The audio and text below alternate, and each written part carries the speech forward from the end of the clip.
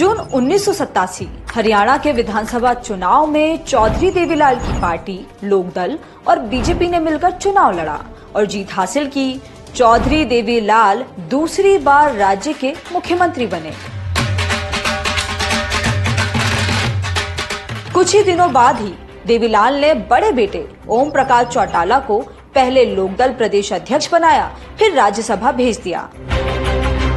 छोटे बेटे प्रताप सिंह को ताकतवर सहकारी संस्था कंज्यूमर्स कोऑपरेटिव फेडरेशन लिमिटेड कॉन्फेड का चेयरमैन और तीसरे बेटे रणजीत को मंत्री बनाया और भतीजे डॉक्टर केवी सिंह को अपना ओएसडी रख लिया। किताब पॉलिटिक्स ऑफ चौधर में सीनियर जर्नलिस्ट सतीश त्यागी लिखते हैं, एक पत्रकार ने देवीलाल से पूछा, आपने सरकार में परिवार को ही क्यों तरजीह दी है?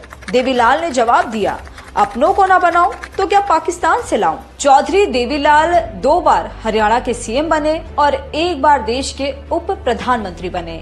उनके परिवार से कुल 13 लोग चुनाव लड़ चुके हैं। आज उनकी चौथी पीढ़ी राजनीति में है, लेकिन ये परिवार 3 हिस्सों में बढ़ चुका है। नमस्कार, मैं नेहा। हरियाणा के राजनीतिक ताकतवर परिवारों की सीरीज परिवार राज के पहले एपिसोड में कहानी देवीलाल चौटाला फैमिली की।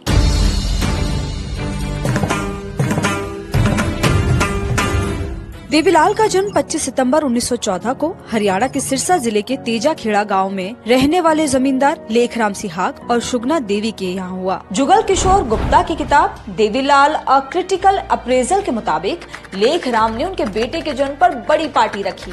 बच्चे का भविष्य जानने के लिए बड़े बड़े ज्योतिषी बुलाए गए। ज्योतिषियों ने बताया कि बच्चा अशुभ नक्षत्र में पैदा हुआ है, लेकिन बड़ा दान करने से एक दिन बड़ा आदमी बन जाएगा। जिसके बाद लेखराम ने गरीबों में 10,000 रुपए नकद बांटे और जरूरतमंदों को 5-5 मन गेहूं और बाजरा भी दिया। देवीलाल कम उम्र से ही आंदोलनों में जुड़े रहे। उन्होंने आजादी के आंदोलनों में भी बढ़ चढ़कर हिस्सा लिया और जेल भी गए। 1937-38 में उनके परिवार ने राजनीति में कदम रखा। बड़े भाई साहिबराम ब्रिटिश असेंबली में हिसार नॉर्थ से चुनाव जीते। 1950 के दशक तक देवीलाल की पहचान किसान नेता के रूप में हो चुकी थी। 1952 में उन्होंने सिरसा से कांग्रेस के टिकट पर विधानसभा चुनाव जीता। उस समय हरियाणा पंजाब का हिस्सा था। 1 नवंबर 1966 को पंजाब से अलग होकर हरियाणा नया राज्य बना। देवीलाल लंबे समय से इसके लिए आंदोलन कर रहे थे।